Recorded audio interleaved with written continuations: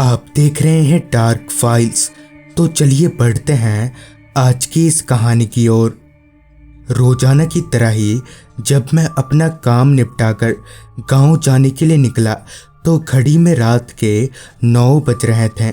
चूँकि दिवाली आने में बस कुछ दिन ही रह गए थे, जिस वजह से इन दिनों दुकान पर काम काफ़ी बढ़ गया था और इसलिए मुझे आज घर के लिए निकलने में देर हो गई, वरना मैं 8 बजे तक अपनी दुकान बंद कर दिया करता था। खैर, मैंने अपना स्कूटर स्टार्ट किया और घर की तरफ चलता बना। रोज की तरह ही रास्ता खालीपन और अंधेरे में डूबा हुआ था, तो इसमें कोई नई बात नहीं थी।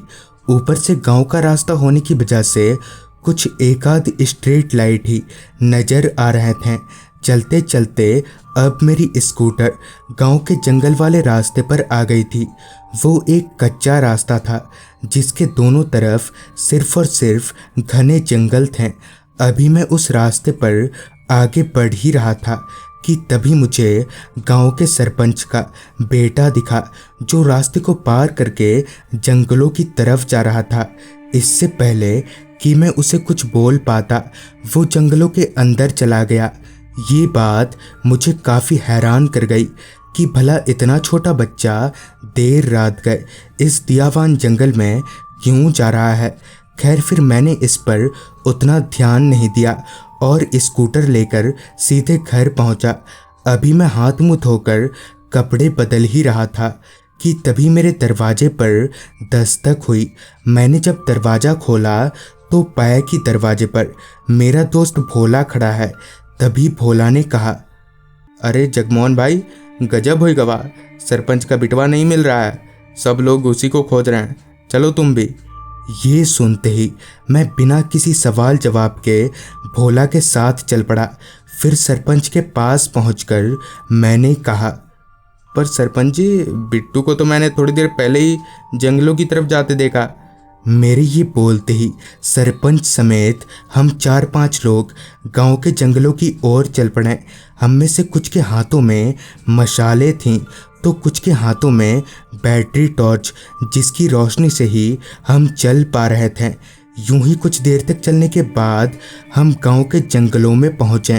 पूरा का पूरा जंगल अंधेरे में इस कदर डूबा हुआ था कि अगर अभी हम मसाले बुझा दें तो शायद हम आपस में ही टकराकर गिर पड़ेंगे। खैर, बिना वक्त जाया किए हम बिट्टू यानी सरपंच के बेटे को ढूंढने लगे, मगर वो जंगल काफ़ी बड़ा था, जिस वजह से हमने अलग अलग होकर बिट्टू को ढूंढने का फैसला किया। जिसके बाद हम अलग अलग होकर बिट्टू को ढूंढने निकल पड़े।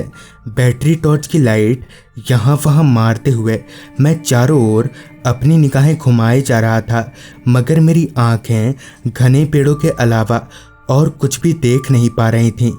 जंगली जानवरों की अजीब अजीब आवाज़ों से कहीं ना कहीं मेरा दिल दहल जा रहा था।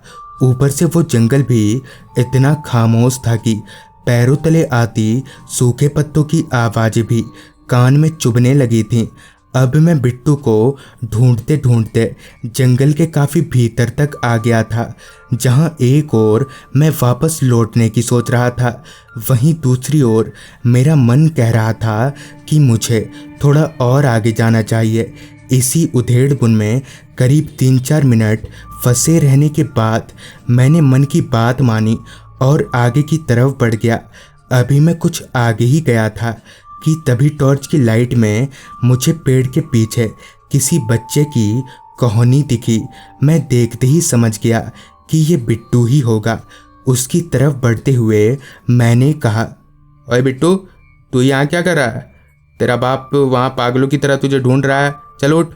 ये बोलते हुए जब मैं उसके पास पहुँचा और चेहरे पर टॉर्च मारा तो मैं दंग रह गया। मेरे हाथ पैर एकदम से फूलने लगे थे।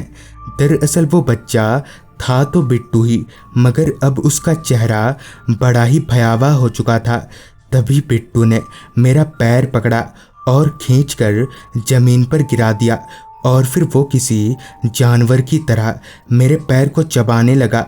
मैं काफ़ी चीखा चिल्लाया, मगर ना तो बिट्टू मेरा पैर छोड़ रहा था और ना ही मैं अपना पैर बिट्टू से छुड़ा पा रहा था। तभी मेरी चीख सुनकर सारे लोग मेरी तरफ आने लगे। उन सभी को मेरी तरफ आता देख बिट्टू, या यूं कहे तो वो पिशाच, हवा में धुआं हो गया। अब तक मेरा पैर भी बुरी तरह से जख्मी हो चुका था। मैंने सरपंच और सभी लोगों को पूरी बात बताई। फिर मुझे वहाँ से उठाकर घर लाया गया। हालांकि उस दिन मेरी जान बच गई, मगर उस दिन के बाद से आज तक बिट्टू कभी नहीं दिखा और ना ही किसी को उसका अता पता है। फिर जब ये बात गांव के बड़े बुजुर्गों तक पहुंची, तब जाकर इसके पीछे की कहानी निकली। दरअसल बहुत साल पहले हमारे गांव में राजू नाम का एक आदमी हुआ करता था। वो दिमाग से थोड़ा हल्का था, मगर उसे बच्चों से काफ़ी लगाव था और गांव के सारे बच्चे दिन भर उसी के साथ रहा करते थे। मगर जब एक बच्चा अचानक ही गांव से गायब हो गया, तो गांव वालों ने राजू को दोषी ठहरा दिया और शक के बिनाम पर राजू को उस जंगल में ले जाकर पीट पीट कर मार डाला।